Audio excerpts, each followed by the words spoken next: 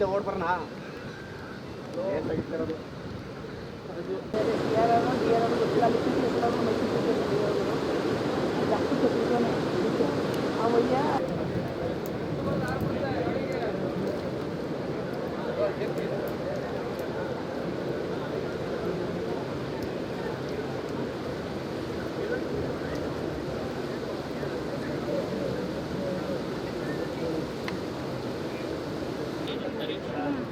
Madam ಸೈಡಿಂದ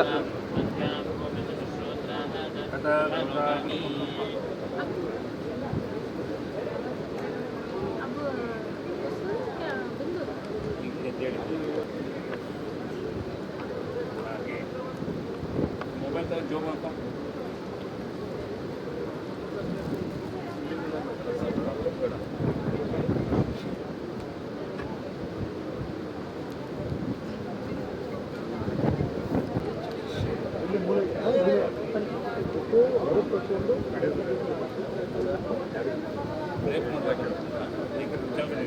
ಕೈ ಕೊಟ್ಟರೆ ಜಗಳ ಆಗತ್ತಂತ ಅಪ್ಪ ಹೇಳಿ ಸಾಕು ಸಾಕು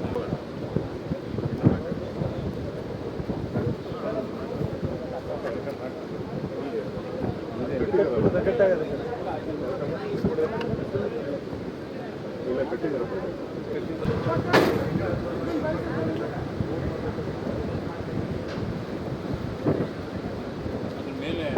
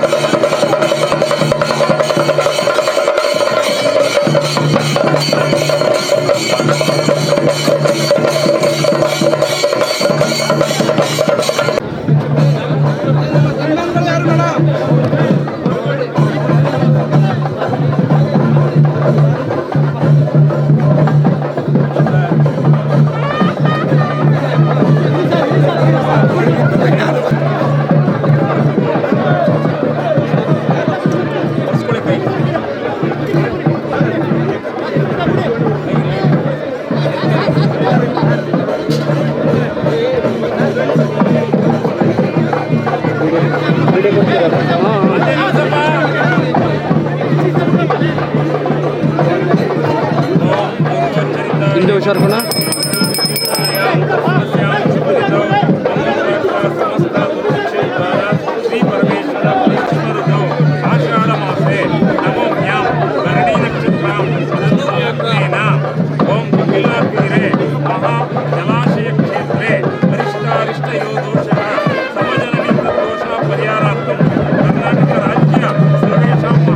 ಹಿಂದೆ ತಗೋ ಕ್ಯಾಮ್ರಾ ಫುಲ್ ಹಿಂದೆ ಹುಷಾರು. ಶ್ರೀ ಸಿದ್ದರಾಮಯ್ಯ ನಾಮ್ಯಃ ಸಹ ಕುಟುಂಬಾನಾಂ ಶ್ರೀ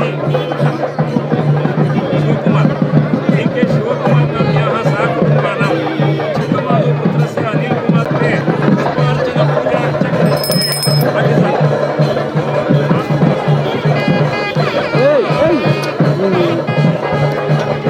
ಅರ್ಚನೆ ಮಾಡ್ತಾ ಇದ್ರೆ ವರುಣ ಮಳೆ ಸುರಿಸ್ತಾ ಇದ್ದಾನೆ.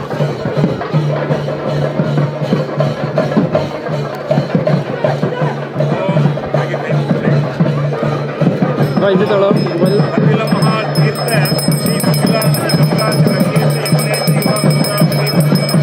ನರ್ಮದೇ ಸಮುದ್ರೇರಿ ಆಗಿನ ಪೂಜಾಂತರಿಕೆ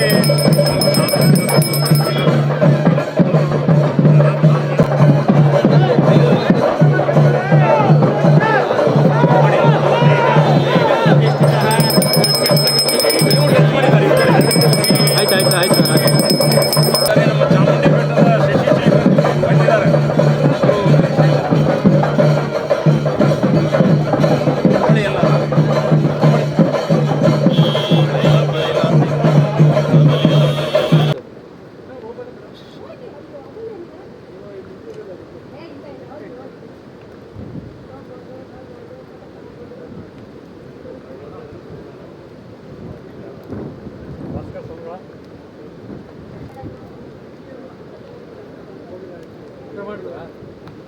ಏನೋ ಬೆಳಗ್ಗೆ ತಿಂದಿದ್ದೇನೆ. ಮೇಡಮ್ ಯಾವ ವೆಹಿಕಲ್ ಸಿಗ್ತಾ ಇಲ್ಲ ಅಲ್ಲಿ.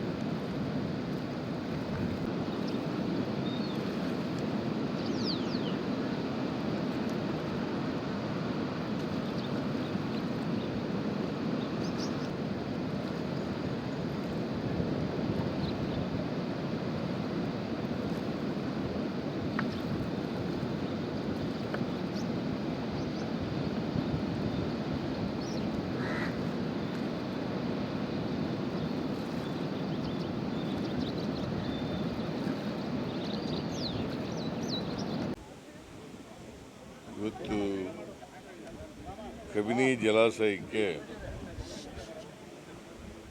ನಾನು ಡಿ.ಕೆ. ಶಿವಕುಮಾರ್ ಅವರು, ಮಾದೇವಪ್ಪನವರು, ವೆಂಕಟೇಶ್ ಅವರು ಮತ್ತು ಅನಿಲ್ ಚಿಕ್ಕಮಾದು ಅವರು, ನಮ್ಮೆಲ್ಲ ಶಾಸಕರು ಸೇರಿ ಇವತ್ತು ಬಾಗಿನ ಅರ್ಪಿಸ್ತಕ್ಕಂಥ ಕೆಲಸವನ್ನು ಮಾಡಿದ್ದೀವಿ. ಕಬಿನಿ ಜಲಾಶಯ ಅದರ ಕೆಪಾಸಿಟಿ ಪೂರ್ಣ ಪ್ರಮಾಣದಲ್ಲಿ ತುಂಬಿದೆ. ಯಾಕಂದರೆ ಇದರ ಕೆಪಾಸಿಟಿ ಇರ್ತಕ್ಕಂಥದ್ದು 19 TMC ನೀರು, 19 ಚಿಲ್ಲರೆ ಅಷ್ಟು ನೀರು ತುಂಬಿದೆ. ಸೊ ಈ ತುಂಬಿರ್ತಕ್ಕಂಥ ಸಂದರ್ಭದಲ್ಲಿ ಇವತ್ತು ನಾವು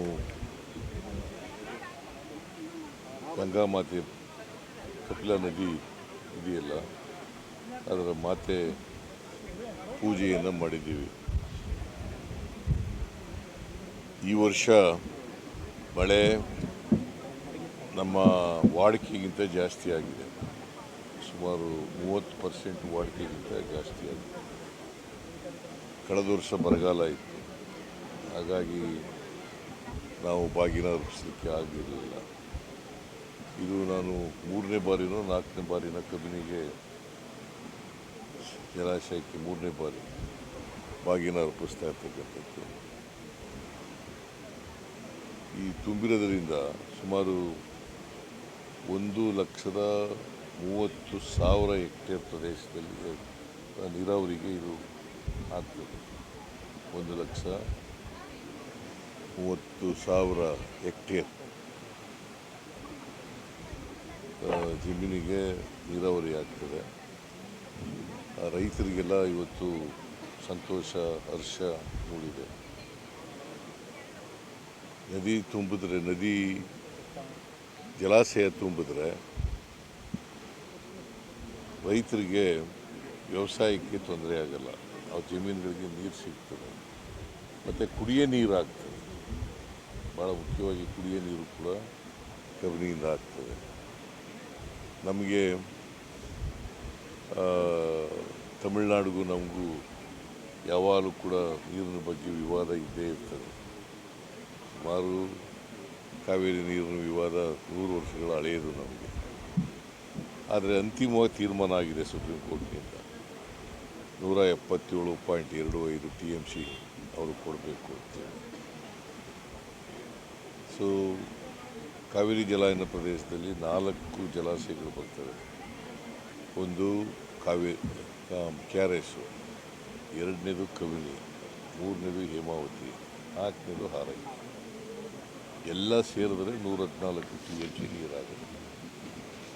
ಒಟ್ಟು ಜಲ ಸಂಗ್ರಹ ನೀರಿಂದು ಕಾವೇರಿ ಜಲಾನಯನ ಪ್ರದೇಶದಲ್ಲಿ ಈ 4 ಡ್ಯಾಮ್ಗಳಿಂದ 114 TMC. ಈ ಸಾರಿ 4 ಜಲಾಶಯಗಳು ತುಂಬಿದೆ. KRS ತುಂಬಿದೆ, ಈಗ ಅಲ್ಲಿ ಬಾಗಿನ ಅರ್ಪಿಸಿದ್ದೀವಿ ಇವತ್ತು ಬೆಳಿಗ್ಗೆ. ಕಬಿನಿ ತುಂಬಿದೆ, ಹೇಮಾವತಿ ತುಂಬಿದೆ ಮತ್ತು ಹಾರಂಗಿನೂ ಕೂಡ ತುಂಬಿದೆ. ಸೊ ಅದರಿಂದ ಈ ವರ್ಷ ತಮಿಳುನಾಡಿಗೆ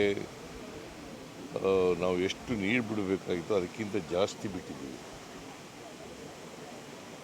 ಜೂನ್ ಮತ್ತು ಜುಲೈನಲ್ಲಿ 40 TMC ನೀರು ಬಿಡಬೇಕು. ಇಲ್ಲಿವರೆಗೆ ಇವತ್ತಿನವರೆಗೆ 83 TMC ನೀರು ಬಿಟ್ಟಿದೆ. 83 TMC ನೀರು. ಈ ಸಾರಿ ಪ್ರಕೃತಿಯ ಕೃಪೆಯಿಂದ, ದೇವೇಂದ್ರನ ಕೃಪೆಯಿಂದ ನನಗನ್ನಿಸುತ್ತೆ ಯಾವುದೇ ನಮಗೆ ತಮಿಳುನಾಡಿಗೆ ವಿವಾದ ಇರೋದಿಲ್ಲ ಅಂಥೇಳಿ ನಾನು ಅಂದ್ಕೊಂಡಿದ್ದೀನಿ. ಮತ್ತು ಈ ಸಾರಿ ಮಳೆ ಚೆನ್ನಾಗಾಗಿರೋದ್ರಿಂದ ಸುಮಾರು 66 ಲಕ್ಷ ಹೆಕ್ಟೇರ್ ಪ್ರದೇಶದಲ್ಲಿ ಬಿತ್ತನೆ ಆಗಿದೆ. 66 ಲಕ್ಷ ಹೆಕ್ಟೇರ್ ಆಗಿದೆ. ಸೊ ನಾಡಿನಲ್ಲಿ ಮಳೆ ಚೆನ್ನಾಗಾದರೆ ಸಮೃದ್ಧಿನೂ ಚೆನ್ನಾಗಾಗ್ತದೆ. ರೈತರು ಚೆನ್ನಾಗಿದ್ದರೆ ನಾಡು ಚೆನ್ನಾಗಿರ್ತದೆ, ನಾಡು ಚೆನ್ನಾಗಿದ್ದರೆ ಸರ್ಕಾರ ಚೆನ್ನಾಗಿರ್ತದೆ. ಸೊ ಈ ವರ್ಷ ನಮ್ಮ ಎಲ್ಲ ಕಷ್ಟಗಳನ್ನು ಎಲ್ಲ ಜಲಾಶಯಗಳು ತುಂಬಿರ್ತಕ್ಕಂಥ ಬರೀ ಕಾವೇರಿ ಜಲಾನಯನ ಪ್ರದೇಶ ಎಲ್ಲ, ಕೃಷ್ಣ ಜಲಾನಯನ ಪ್ರದೇಶದಲ್ಲೂ ಕೂಡ ಎಲ್ಲ ನದಿಗಳೆಲ್ಲ ತುಂಬಿದೆ. ತುಂಗಭದ್ರಾ ತುಂಬಿದೆ, ಅಪ್ಪರ್ ಕೃಷ್ಣ ತುಂಬಿದೆ, ಭದ್ರಾ ತುಂಬಿದೆ, ಆಮೇಲೆ ಅಪ್ಪರ್ ಕೃಷ್ಣ ತುಂಬಿದೆ, ನಾರಾಯಣಪುರ ತುಂಬಿದೆ, ಎಲ್ಲ ತುಂಬಿದೆ. ಸೊ ಅದಕ್ಕೆ ನಾವು ಅಲ್ಲೂ ಕೂಡ ಬಾಗಿನ ಅರ್ಪಿಸ್ತೀವಿ. ಅಪ್ಪರ್ ಕೃಷ್ಣದಲ್ಲಿ ತುಂಗಭದ್ರದಲ್ಲಿ ಅಲ್ಲೂ ಕೂಡ ಬಾಗಿನ. ಇವತ್ತು ಕಾವೇರಿಗೆ ಅಲ್ಲ KRSಗೆ ಮತ್ತು ಕಬಿನಿಗೆ ಬಾಗಿನ ಅರ್ಪಿಸ್ತೀವಿ. ಇನ್ನೇನು ಕೇಳೋದಿದೆಯಾ ನೀವು? ಓಕೆ, HD ಕೋಟೆ ತಾಲೂಕಿಗೆ ಆಗಮಿಸಿದ್ದೀರಾ? ನಾನು ಅನೌನ್ಸ್ ಮಾಡಿದ್ದೆ, ಮಾಡಲಿಲ್ಲ. ಅದು ನಾನು PPP ಮಾಡೆಲ್ನಲ್ಲಿ ಅನೌನ್ಸ್ ಮಾಡಿದ್ದೆ, ಯಾರೂ ಬರಲಿಲ್ಲ ಮುಂದೆ. ಮತ್ತೆ ಅದನ್ನು PPP ಮಾಡೆಲ್ ಮಾಡಲಿಕ್ಕೆ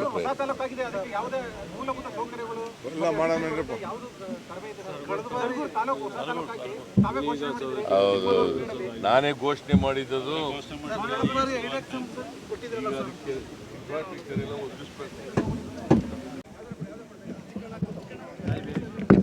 ಮೊದಲು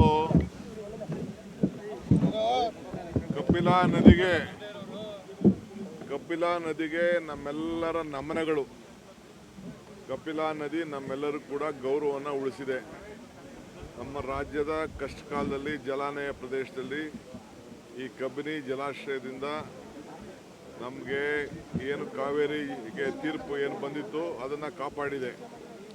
ಈಗ ಭಾಳ ಸಮೃದ್ಧಿಯಾಗಿ ಇವತ್ತು ತುಂಬಿ ಅತಿ ಹೆಚ್ಚು ನೀರು ಎಲ್ಲ ಕಷ್ಟ ಕಾಲದಲ್ಲೂ ಕೂಡ ಹರಿದಿದೆ. ಅದಕ್ಕೆ ಈ ತಾಯಿಗೆ, ಈ ನದಿಗೆ ನಮ್ಮ ಸರ್ಕಾರದ ಪರವಾಗಿ 1 ಕೋಟಿ ನಮಸ್ಕಾರಗಳು. ಮಿಕ್ಕಿದ್ದು ಮುಖ್ಯಮಂತ್ರಿ ಮಾತಾಡ್ತಾರೆ. ಸರಿ, ಅಲ್ಲಿ ನೋಡ್ಬಿಟ್ಲಿ ಬಿಡಿ, ನೋಡಿ ಇಲ್ಲಿ